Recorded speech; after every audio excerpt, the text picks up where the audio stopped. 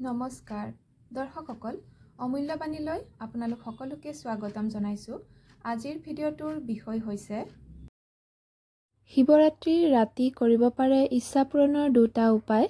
উপায়কেইটা কিন্তু ৰাতিহে কৰিব।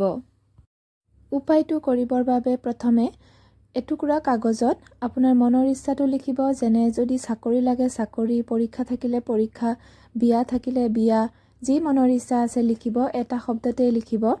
আৰু হালধিৰ এটা পানীত মিহলাই পেষ্ট বনাই হালধিৰ গুড়ি, সেই পেষ্টটোৰে লিখিব অনামিকা আঙুলিৰে। আৰু যদি নোৱাৰে বা নাই তেতিয়াহ'লে আপুনি কলমেৰে লিখিলেও হ'ব, নীলা ৰঙেৰে লিখিব।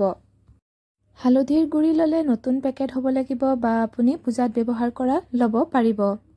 এতিয়া এটা মাটিৰ পাত্ৰত বা আপুনি ঘট বা ঘটিত পানী ল'ব। আপোনাৰ ঘৰত যদি শিৱলিংগ আছে, তাত যদি কৰিব বিচাৰে তেনেহ'লে যিমান ডাঙৰ শিৱলিংগ আছে সেই অনুপাতে পানী ল'ব।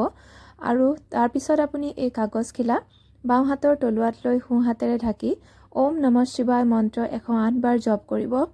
পানীৰ পাত্ৰটো আপোনাৰ সন্মুখতেই ৰাখি ল'ব। আৰু যেতিয়া আপোনাৰ 108 বাৰ মন্ত্ৰ জপ কৰা হৈ যাব, এই কাগজখিলা শিৱলিংগৰ ওপৰত থৈ দিব বা কাষতেই থৈ দিব, জাপি থ'ব। 4 ভাঁজ কৰি জাপি থ'ব পাৰিব। শিৱলিংগৰ কাষত দিব বা ওপৰত দিব। আৰু আপুনি পানীখিনি ঢালি দিব শিৱলিংগত। এই উপায়টো আপুনি ৰাতি কৰিব। আপোনাৰ মনৰ ইচ্ছা শীঘ্ৰেই মহাদেৱে পূৰণ কৰিব। দ্বিতীয় উপায়টো হৈছে বেলপাতেৰে এডাল মালা গাঁঠিব। বেলপাতবোৰ নফটা হ'ব লাগিব, ফুটা নথকা হ'ব লাগিব। আৰু লগতে 3টা বেলপাত লগ হৈ এটা বেলপাত হয়, সেই কথা মনত ৰাখিব।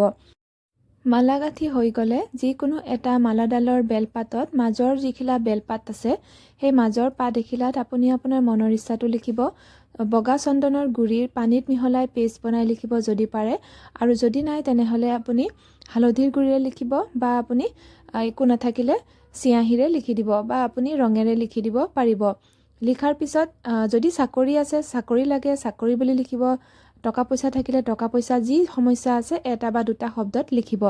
এতিয়া আপুনি এই মালাডাল মহাদেৱৰ শিৱলিংগত পিন্ধাই দিব বা অৰ্পণ কৰিব।